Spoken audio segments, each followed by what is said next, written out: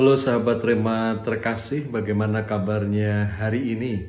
Kita kembali pada Rema Sabtu 10 Mei 2025. Bacaan untuk kita renungkan hari ini dari Injil Yohanes bab 6 ayat 60 sampai 69. Tema renungan kita, apakah kamu juga akan pergi?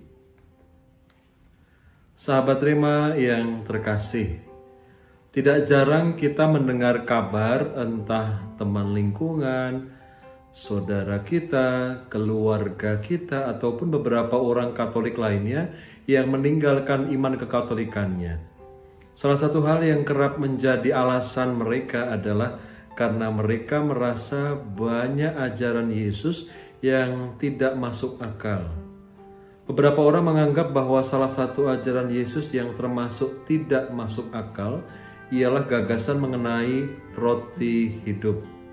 Akulah roti hidup, barang siapa makan daripadanya, ia tidak akan mati. Situasi seperti inilah yang digambarkan dalam perikop Injil Yohanes yang akan kita renungkan hari ini. Situasi di mana begitu banyak murid-murid Yesus mengundurkan diri menjadi pengikutnya. Karena ajaran Yesus menggoncangkan iman mereka. Ajaran Yesus terasa aneh, terasa janggal dan tidak mudah dipahami. Namun begitu luar biasanya, para rasul justru tidak meninggalkan Yesus. Jawaban Rasul Petrus meneguhkan iman kita. Kepada siapakah kami akan pergi? Belajar dari tanggapan para rasul, kita diajak untuk merenungkan pentingnya memiliki iman yang teguh dan setia kepada Kristus. Bahkan ketika muncul keraguan-raguan, kita diajarkan untuk meyakini ajaran Yesus.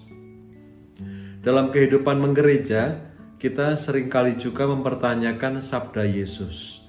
Apalagi ketika kita berhadapan dengan hukum gereja dan peraturan hidup beriman lainnya. Kita kadang protes dengan hukum gereja yang rasanya membebani kita. Kita ambil contoh salah satu hukum gereja tentang perkawinan. Pernikahan dalam gereja Katolik itu tidak terceraikan. Hukum ini berasal dari kata-kata Yesus dalam Matius bab 19 ayat 6. Apa yang dipersatukan Allah tidak boleh diceraikan manusia.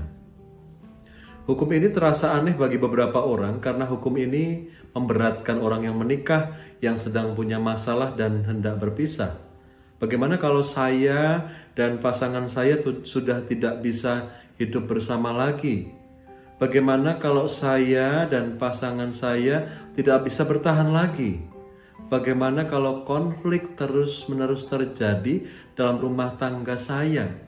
Kalau satu-satunya jalan hanyalah bisa melalui perpisahan. Nah, akhirnya banyak orang Katolik yang bercerai meski hanya sipil. Saudara-saudari yang dikasihi Tuhan, sahabat Rema, mari kita berjuang terus untuk membaca sabda Tuhan, merenungkan dan berjuang untuk melaksanakannya. Oleh karena itu, ini menjadi tantangan bagi kita. Maukah kita setia melaksanakan ajaran Kristus, atau justru kita pergi seperti halnya orang-orang Yahudi? Setialah dan berjuanglah melaksanakan ajaran Kristus. Baca, renungkanlah, dan hayatilah. Semoga Allah memberkati keluarga-keluarga kita dalam nama Bapa dan Putra dan Roh Kudus. Amin. Keluarga Kudus Nazaret, doakanlah kami.